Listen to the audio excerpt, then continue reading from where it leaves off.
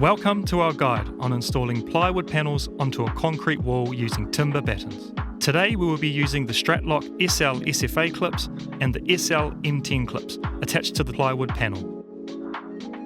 Before starting, ensure you have all the required tools and materials. Using a measuring tape and a pencil or pen, mark the positions for the battens onto the concrete wall. Ensure they are evenly spaced to match the plywood panel size and layout guide and aligned using a spirit level. With the positions marked based on the Fastmount layout guide, pre-drill the batten for the screws to secure onto the concrete wall. Align the SL-SFA clips with the marked centres and secure with the appropriate screws. Using either screws or concrete anchors, secure the battens to the concrete wall. Ensure they align with your marked centres and are plumb or level. You may need to place shims in behind the battens to get all the channels on the same plane, so the panels attach flat.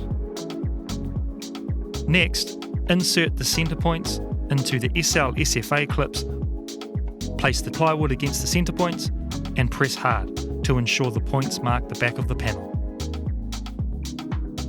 Using the marked centres on the back of the panel, drill the holes for the screws and attach SL-M10 clips to the plywood using appropriate screws. Make sure the ribs on the male are horizontal to ensure good engagement with the O-ring in the female clip. Before moving on, make sure all the female clips are centred. Place the panel with the clip side facing the channel and push into the female clip, engaging the first clip. Then, adjust the panel to where you want it to be and bang the panel to fully engage the male into the female. Repeat this process for the rest of your panels. Step back and double check the installation to ensure everything is secure and level. Congratulations, you've successfully installed the plywood panels using timber battens onto a concrete wall, using the SL-SFA and SL-M10 clips. Thank you for watching our installation guide. For more information and tips, visit our website or contact our customer support.